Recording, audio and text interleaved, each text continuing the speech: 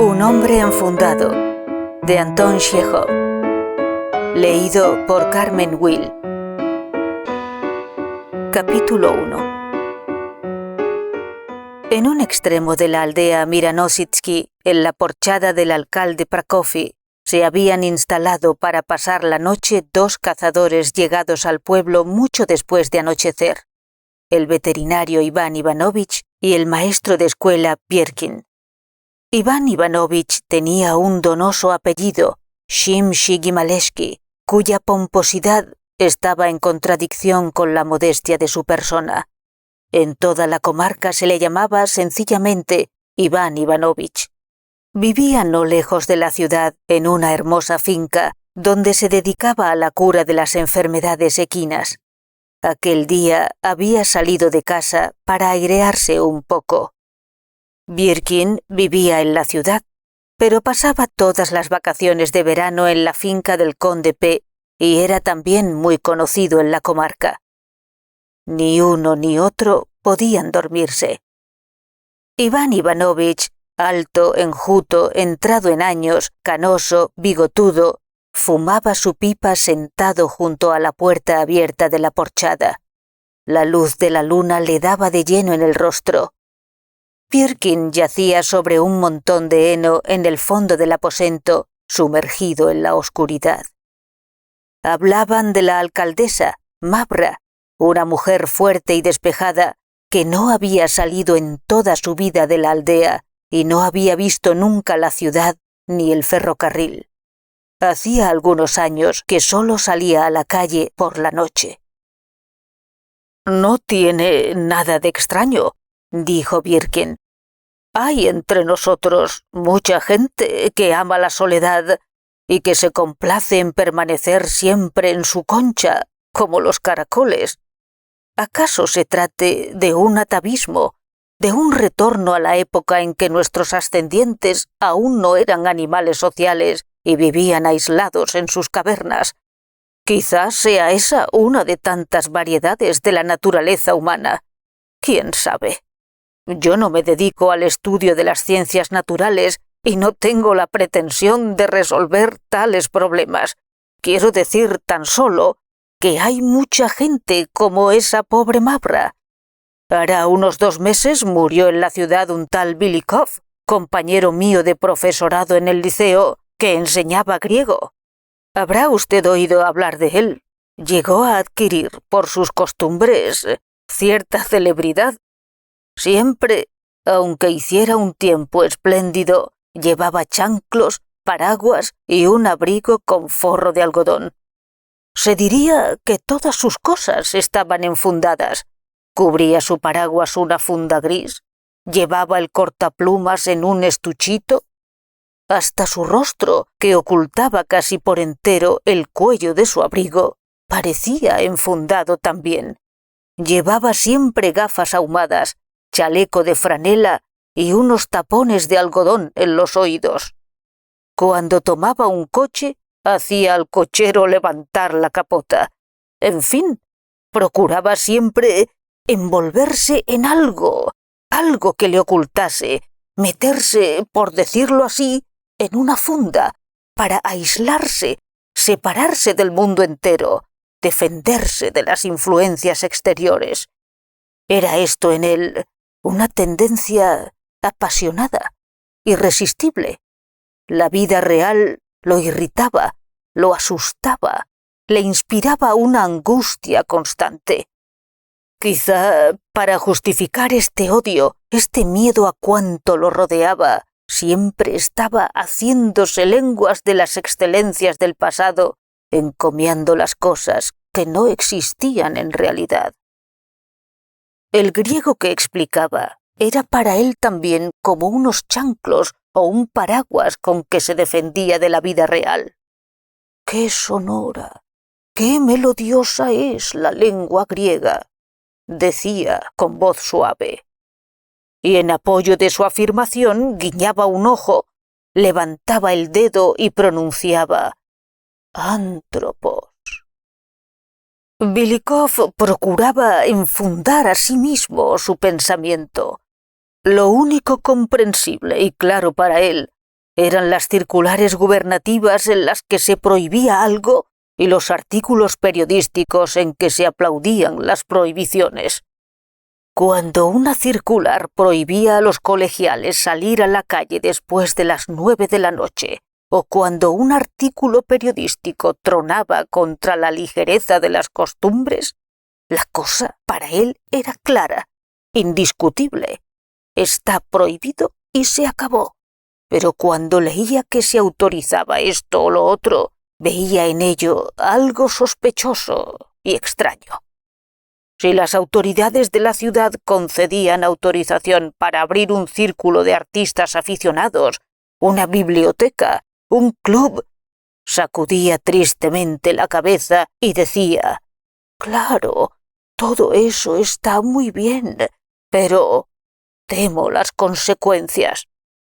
Toda infracción de las reglas establecidas, toda desviación del camino trazado por las circulares, lo ponían triste y perplejo, aunque se tratase de asuntos en los que él no tuviese para qué inmiscuirse. Si alguno de sus colegas llegaba con retraso a misa o no se conducía en absoluta conformidad con las reglas establecidas, si alguna profesora se paseaba de noche en compañía de un joven, Belikov parecía presa de profunda angustia y le decía a todo el mundo, con trágico acento, que aquello acabaría mal. En los consejos pedagógicos aburría a sus colegas con sus interminables temores y aprensiones, con su prudencia exagerada, con sus lamentaciones acerca de la juventud escolar que, según él, se conducía muy mal y hacía demasiado ruido. «Eso puede tener consecuencias enojosas», decía, lleno de espanto. «Si las autoridades se enteran de la mala conducta de los colegiales, ¿comprenden ustedes? ¿Acaso conviniera expulsar del colegio a Pietrov y a Igorov para que no contaminasen con su mal ejemplo a los demás?» Parecerá inverosímil, pero sus suspiros constantes, sus lamentaciones, sus gafas oscuras sobre el rostro menudo y pálido de animalejo espantado, ejercían una influencia deprimente en sus colegas que acababan por dejarse convencer. Se castigaba a Pietrov y a Igorov y a la postre se los expulsaba. Belikov visitaba con frecuencia a sus colegas. Llegaba, se sentaba y sin decir palabra miraba alrededor como buscando algo sospechoso. Permanecía así 1 o 2 horas y se iba. A aquello lo llamaba mantener buenas relaciones con sus compañeros. Se advertía que tales visitas le desagradaban, pero las consideraba un deber. Sus colegas le tenían miedo. Hasta el director del colegio se lo tenía. La mayoría de los profesores eran personas inteligentes, honorables, de ideas progresivas, de espíritu cultivado por la lectura de los mejores escritores, y sin embargo, aunque parezca absurdo, aquel hombrecillo que siempre llevaba chanclos y paraguas ejercía un gran influjo sobre ellos, y durante 15 años fue el amo absoluto del colegio. Y no solo del colegio, de toda la ciudad. Las señoras no se atrevían a celebrar en su casa funciones teatrales las vísperas de fiesta, por temor a Belikov. Los curas no se atrevían a jugar a la baraja delante de él. Bajo su influjo, los habitantes de la ciudad no se atrevían a nada. Todo les daba miedo. Les daba miedo hablar en voz alta, escribir cartas, trabar nuevas relaciones, leer libros, socorrer a los pobres, enseñarles las primeras letras a los analfabetos. Capítulo 2. Birkin tosió, hizo una corta pausa, encendió su pipa apagada, miró a la luna y continuó. Sí, todos éramos personas instruidas, inteligentes, que habíamos leído a Turgenev, a Tolstoy, a Bacles, y sin embargo nos inclinábamos ante Belikov. Hay cosas extrañas. Vivía en la misma casa que yo y en el mismo piso. Nos veíamos con frecuencia y yo conocía su vida íntima. En su casa se mantenía igualmente fiel a sus costumbres. Vestía siempre una bata y se tocaba con un gorro. No abría nunca los postigos de las ventanas y tenía las puertas cerradas con innumerables cerrojos. Y él mismo sometíase a restricciones, a prohibiciones, temeroso de consecuencias enojosas. Los días de ayuno no comía nada de lo prohibido por la Iglesia y se contentaba con pescado. No tenía criada por temor a que le achacasen relaciones íntimas con ella. Un viejo sesentón, borracho y tímido, le guisaba y le hacía todos los servicios domésticos. Se llamaba Afansi. Solía permanecer horas y horas a la puerta de la habitación de Belikov, cruzadas las manos sobre el pecho y murmurando cosas como la siguiente: «Dios mío, cuánta gente sospechosa hay». Y al decir esto lanzaba un gran suspiro. La alcoba de Belikov era pequeñísima y el profesor parecía en ella guardado en una caja. Cuando se acostaba, tapábase hasta la cabeza con la sábana. Hacía calor. Silbaba fuera el viento. Se oía en la cocina gruñir y suspirar a Fancy. Y Belikov, bajo la sábana, tenía miedo.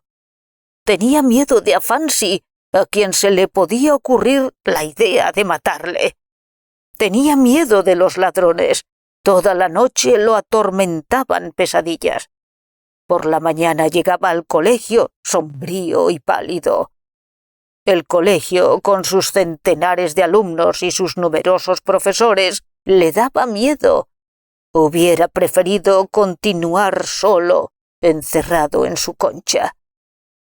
«Dios mío, qué ruido», decía para justificar su mal humor.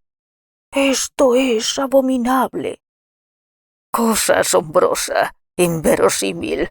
Aquel hombre enfundado estuvo una vez a punto de casarse. Birkin hizo una nueva pausa. Se envolvió en una nube de humo y prosiguió. «Sí, como lo oye usted, a punto de casarse». «No, usted bromea», contestó Iván Ivanovich. «Palabra de honor. Mire usted cómo fue. Un día llegó a la ciudad un nuevo profesor de geografía e historia, un tal Mikhil Shavish Kovalenka. Lo acompañaba su hermana, llamada Vasia. Eran de origen ucraniano. El hermano era un mocetón, joven aún, muy moreno, con unas manos enormes. Solo con mirarle se adivinaba que tenía voz de bajo, y en efecto, cuando hablaba su voz parecía salir de un tonel vacío. «Bu, bu, bu». La hermana era mayor, de unos 30 años, también muy alta, morena, de ojos negros, de mejillas sonrosadas, en fin, una muchacha muy apetitosa. Hablaba por los codos, era muy risueña, cantaba canciones ucranianas. Daba gusto oír su risa franca y alegre. ¡Jo, jo, jo, jo! Conocimos a los Kovalenka en un baile que dio el director del colegio con motivo de su cumpleaños. Entre los profesores de aspecto severo que se conducían incluso en los bailes como si cumpliesen un penoso deber, aquella señorita parecía una Afrodita surgida de las espumas del bar. Reía, bailaba, animaba el salón con la música de su voz sonora. Nos cantó algunas canciones ucranianas. En fin, nos encantó a todos, sin exceptuar a Belikov. El profesor se sentó junto a ella y le dijo con una sonrisa suave: «La lengua ucraniana, por su sonoridad y su melodía, se parece a la lengua griega». Aquello halagó a Varionka, que empezó a hablarle con énfasis y entusiasmo de su casa de Ucrania, de su madre que vivía allí, de las sandías, de los pepinos y de otras exquisiteces que se criaban en su huerto. No se criaban por aquí cosas tan exquisitas. Y si viera usted qué magnífica sopa de legumbres comemos en nuestra bella Ucrania. Oyendo su conversación, se nos ocurrió a todos de pronto la misma idea. ¿Y si los casáramos?, me dijo por lo bajo la mujer del director. Diríase que hasta aquella noche no habíamos parado mientes en el celibato de Belikov. Estábamos asombrados de no haber pensado hasta entonces en aquel aspecto de su vida íntima. ¿Qué opinión tendría de la mujer? ¿Cómo resolvería tan grave problema? Hasta aquel momento no nos habíamos hecho tales preguntas, acaso creyendo imposible que un hombre que llevaba en todo tiempo chanclas y se ocultaba temeroso en su concha pudiera enamorarse. Hace mucho tiempo que él ha pasado de los 40. Ella tiene 30 años, añadió la directora. Creo que se casaría con él muy gustosa. Dios mío, cuántas tonterías, cuántas estupideces se hacen en provincias solo para pasar el rato. Cuántas cosas inútiles y a veces absurdas se inventan sin otra razón que no tener qué hacer. ¿Cómo demonios se nos ocurrió la idea de casar a Belikov, a quien ni siquiera se podía uno imaginar en el papel de marido, de padre de familia? Y no obstante, todo el mundo se aplicó con ardor a la realización del proyecto. La directora, la inspectora y las mujeres de los profesores se animaron de pronto y hasta se embellecieron como si hubieran encontrado súbitamente un ideal que llenase su vida. Algunos días después, la directora tomó un palco en el teatro e invitó a Belikov y a Varionka. Varionka, dándose aire con el abanico, parecía feliz, alegre. Él estaba tan abatido y asustado que diríase que acababa de ser sacado de su casa a tirones. Transcurridos algunos días más, las señoras se empeñaron en que yo diese un baile en mi casa e invitase a Belikov y a Varionka. Habíamos adquirido la certidumbre de que Varionka se casaría gustosísima con Belikov, con tanto más motivo cuanto que no era muy feliz en casa de su hermano, que era un buen muchacho, pero tenía la manía de discutir acerca de todo. Hermano y hermana se pasaban la vida entregados a acaloradas discusiones que ni en la calle interrumpían. He aquí, por ejemplo, una escena. Kovalenka, el mocetón robusto, engalanado con una camisa ucraniana bordada, desbordante bajo el sombrero la espesa cabellera, marchaba junto a su hermana, en una mano un paquete de libros, en la otra un grueso bastón, espanto de los perros. Ella también llevaba en la mano unos libros. «Pero, mi Gilito, estoy segura de que no has leído este libro. Te juro que no lo has leído», decía ella en voz tan alta que se le oía desde la otra acera. «Y yo te digo que lo he leído», gritaba el hermano golpeando el suelo con el bastón. «Dios mío, no comprendo por qué te enfadas, mi Gil. No es una discusión de principios y debías oírme con calma». «Pero si estoy diciéndote que he leído este libro y tú te emperras en lo contrario». En la casa ocurría lo mismo. Disputaban, gritaban, se enfadaban, sin que la presencia de personas extrañas los contuviese. Era muy natural que a Varionka la aburriese una vida así. Soñaba con fundar un hogar propio. Además, como ya no era joven, casi había perdido la esperanza de casarse y aceptaría el matrimonio con cualquiera, aunque fuera con Belikov. Lo cierto es que se mostraba propicia a nuestro proyecto y dejaba hacer. Belikov no cambiaba. Visitaba de cuando en cuando a Kovalenka como a todos sus demás colegas. Se pasaba horas enteras sin decir «esta boca es mía». Varionka le cantaba canciones ucranianas, lo miraba soñadoramente con sus grandes ojos negros y a veces prorrumpía en alegres carcajadas. En empeños de amor, sobre todo cuando hay en ellos miras matrimoniales, la sugestión desempeña un gran papel. Todos los profesores y las señoras dieron en la flor de asegurarle a Belikov que debía casarse, que no le quedaba otro refugio que el matrimonio. Lo felicitábamos, le hablábamos de la necesidad de crear un hogar. Además, Varionka era bastante guapa, inteligente, de buena familia. Poseía en Ucrania una finquita. Luego era la primera mujer que le había manifestado algún cariño, lo que lo conmovió, le hizo perder la cabeza y lo decidió a casarse. Aquel era el momento indicado para despojarle de los chanclos y el paraguas, dijo Iván Ivanovich. Eso era imposible, como va usted a ver. Pero déjeme contárselo todo. Pues bien, Belikov colocó sobre su mesa el retrato de Varionka. Solía visitarme para hablar de ella, de la vida de familia, de la extrema importancia del matrimonio.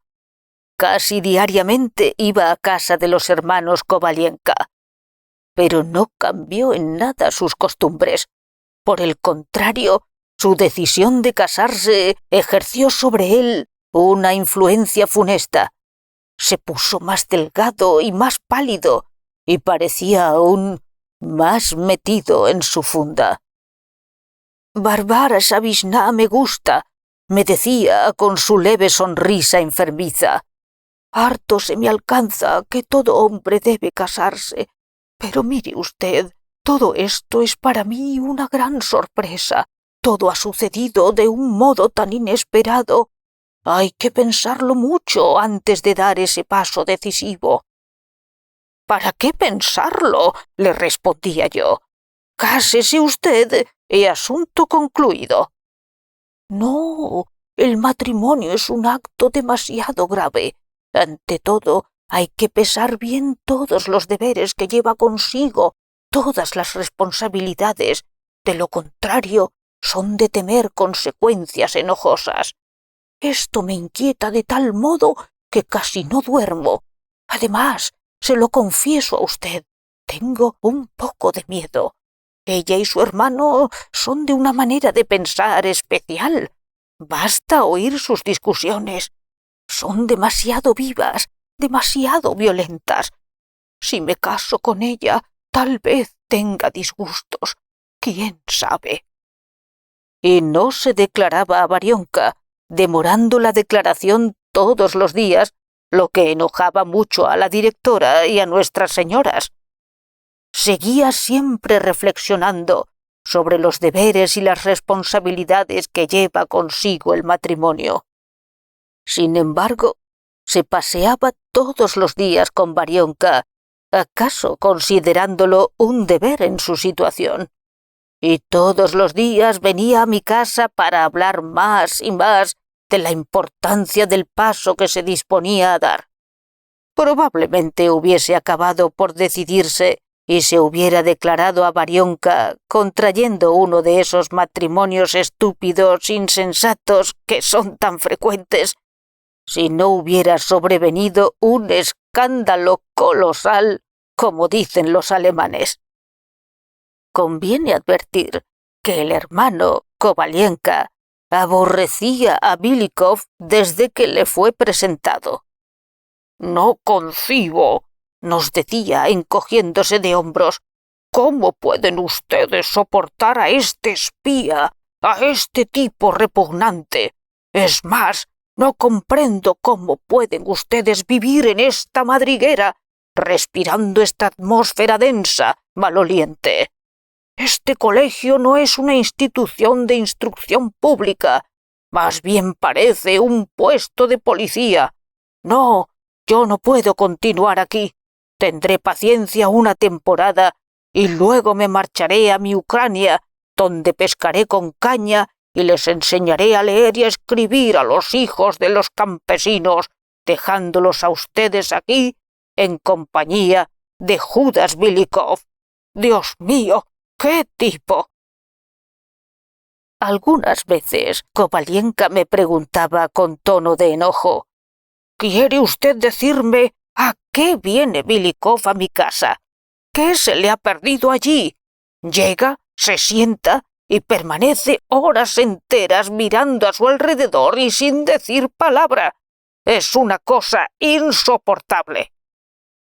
Naturalmente, evitábamos hablarle del matrimonio que su hermana se disponía a contraer con Belikov, y cuando la directora le insinuó que convendría casar a su hermana con un hombre tan serio y respetable como Belikov, frunció las cejas y gruñó: «Eso no me incumbe. Que se case si quiere con una serpiente. No me gusta meterme en lo que no me importa». Y mire usted lo que pasó. Un caricaturista misterioso hizo la siguiente caricatura: Belikov, con chanclos, los pantalones remangados y el paraguas en la mano, se paseaba del brazo de la señorita Varia Kovalenka, y debajo había una leyenda que decía: Antropos, enamorado. Era un dibujo muy bien hecho, y el retrato de Belikov había salido admirablemente. El caricaturista envió a todos los profesores del colegio y del liceo de señoritas y a no pocos empleados del Estado sendos ejemplares de su obra, para la que debió de trabajar muchas noches. Naturalmente, Belikov recibió también un ejemplar. La caricatura le produjo malísima impresión. Era el día 1 de mayo y domingo. Habíamos organizado una excursión de todo el colegio al bosque vecino.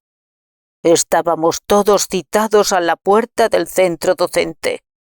Salí de casa en compañía de Belikov, que estaba lívido, abatido, sombrío como una nube de otoño.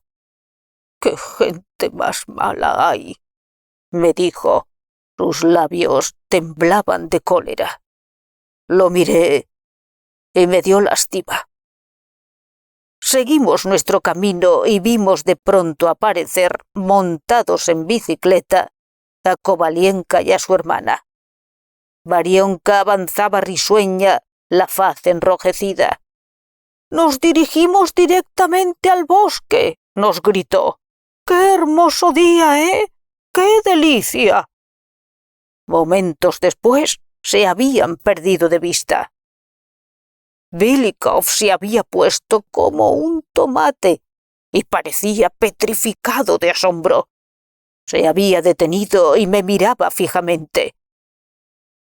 «¿Qué significa esto?», me preguntó. «¿Acaso los ojos me han engañado? Es propio de un profesor y de una mujer pasearse en bicicleta». «¿Por qué no?», les dije. «Si les gusta».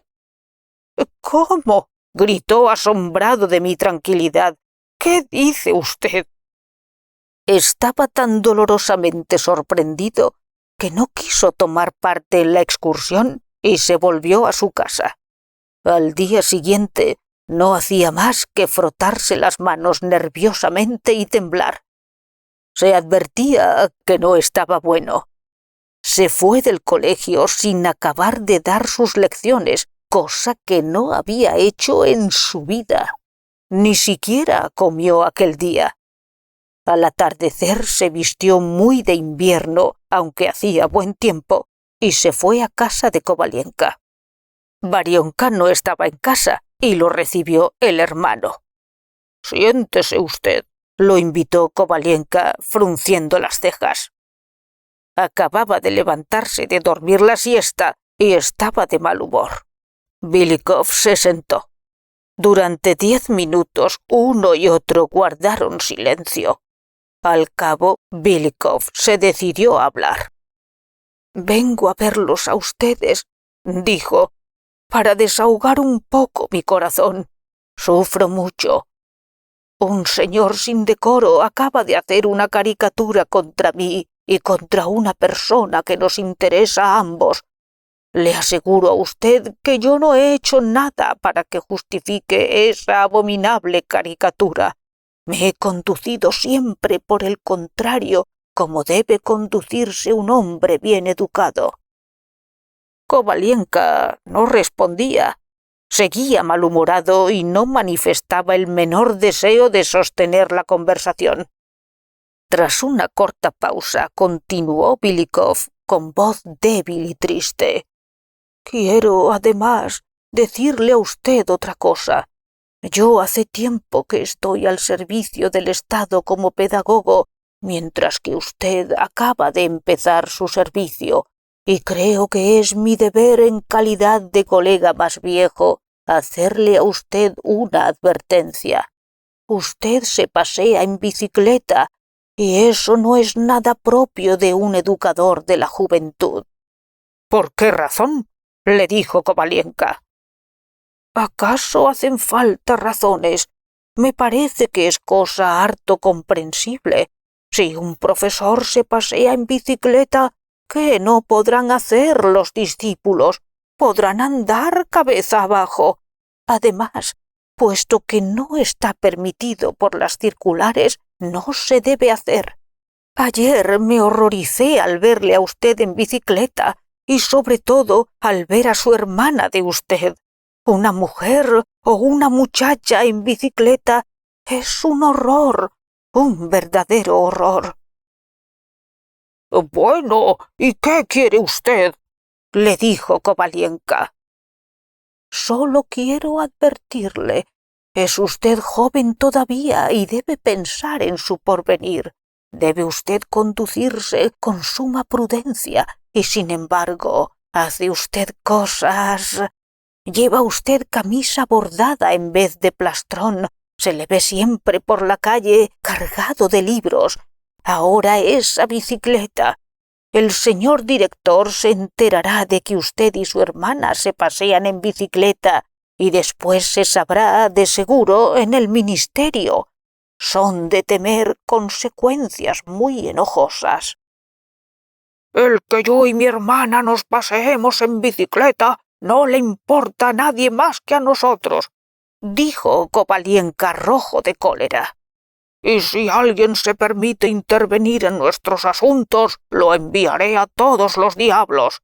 ¿Ha comprendido usted?». Belikov palideció y se levantó. «Si me habla usted en ese tono, no puedo continuar la conversación», le dijo.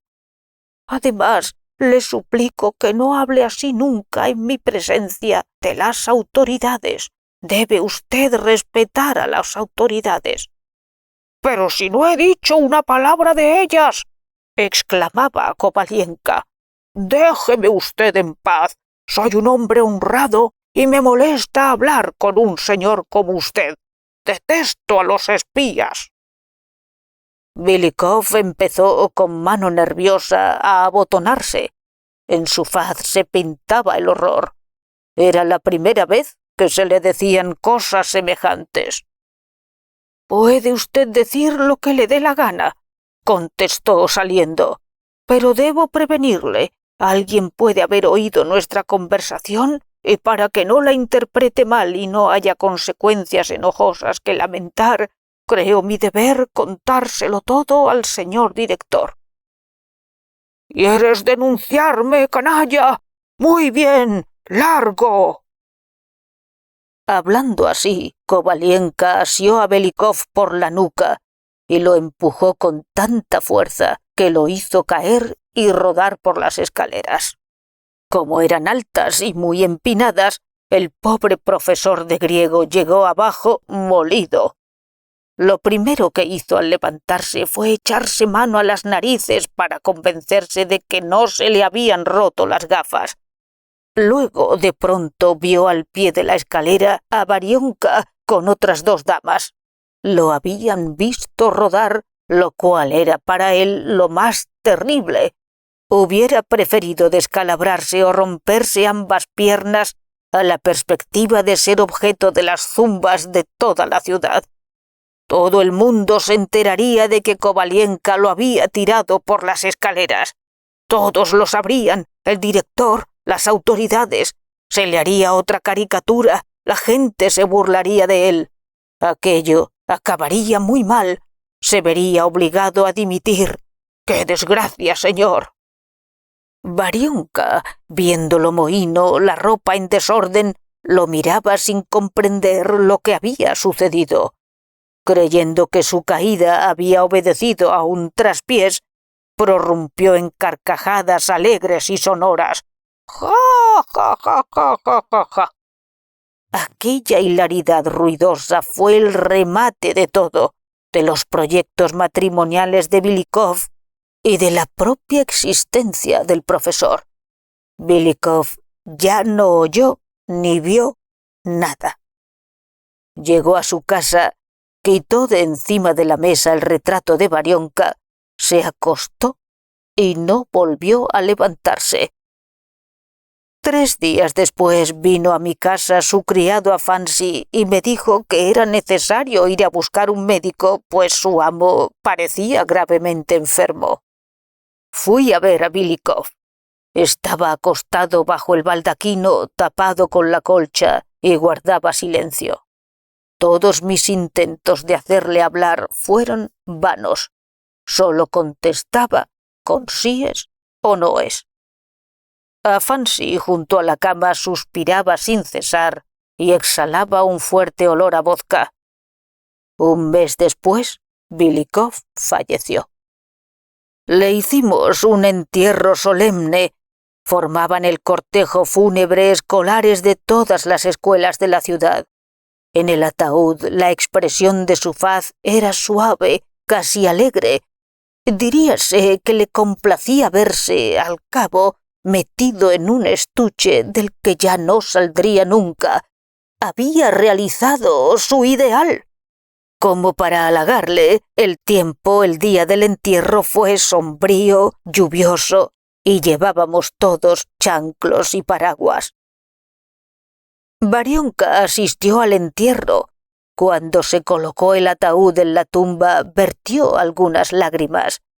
Mirándola, me percaté de que las mujeres ucranianas o ríen como locas o lloran. Su humor nunca es tranquilo, sereno. Confieso que enterrar a gente como Belikov constituye un gran placer. Aunque al volver del cementerio se pintaba en nuestros semblantes la tristeza, como es de rigor en ocasiones semejantes, aquello era una máscara que ocultaba nuestro contento. Todos nos sentíamos muy felices, como en nuestra infancia cuando las personas mayores se ausentaban y nos dejaban por algunas horas o por algunos días en plena libertad. ¡Oh, la libertad! ¡Qué tesoro! Solo una ligera alusión a la libertad, la vaga esperanza de ser libres, da alas a nuestra alma. Sí, volvimos del cementerio de muy buen humor, esforzándonos en ocultarlo. Los días se deslizaron. La vida siguió su curso habitual. Aquella vida severa, fatigosa, estúpida, entorpecida por toda suerte de prohibiciones, privada de libertad. La muerte de Belikov no la hizo más fácil. Belikov había muerto, pero ¿cuántos hombres enfundados existían aún sobre la tierra y habían de existir durante mucho tiempo? Es verdad, dijo Iván Ivanovich. Sobre todo, entre nosotros no faltan. Y no será fácil desembarazarse de ellos. Birkin salió de la porchada. Era un hombrecillo grueso, completamente calvo, con una gran barba negra que le llegaba hasta cerca de la cintura. 2 perros de caza salieron tras él. ¡Qué luna!, dijo, mirando al cielo. Era ya medianoche. A la derecha, bajo la blancura lunar, se extendía la aldea. La calle de unos 5 kilómetros se perdía en la distancia. Todo estaba sumido en un sueño dulce y profundo. Nada se movía. No se oía el menor ruido. Parecía increíble que un silencio tal pudiera existir en la naturaleza. Cuando en una noche de luna se contempla la ancha calle aldeana con sus casas y sus montones de trigo, una gran serenidad envuelve el alma. En su reposo, hundida en la noche, la aldea, olvidada sus penas, cuidados y dolores, se reviste de un suave encanto melancólico. Las estrellas la miran con cariño. Diríase en tales momentos que no existe el mal sobre la tierra, que todo es en ella bienandanza. A la izquierda, al extremo de la aldea, comenzaba el campo, cuya amplitud se dilataba hasta el horizonte, y todo aquel enorme espacio inundado de luna yacía también en silencio, tranquilo, sumido en un sueño profundo. Sí, el pobre Belikov, dijo Iván Ivanovich, era un hombre enfundado.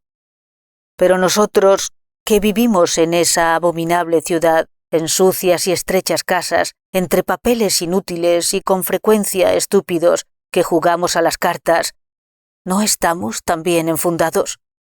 Nosotros, que pasamos la vida entre gandules y parásitos, entre gentes ruines o mujeres ociosas y necias, ¿estamos más al aire libre?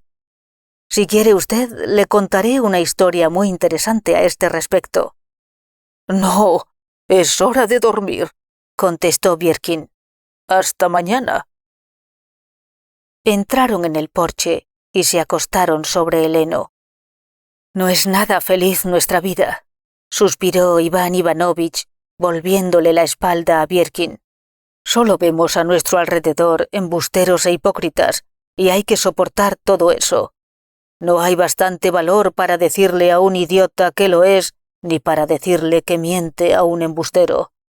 No nos atrevemos a declarar abiertamente que toda nuestra simpatía la merecen los hombres honrados y libres, que a pesar de todo, en alguna parte han de existir.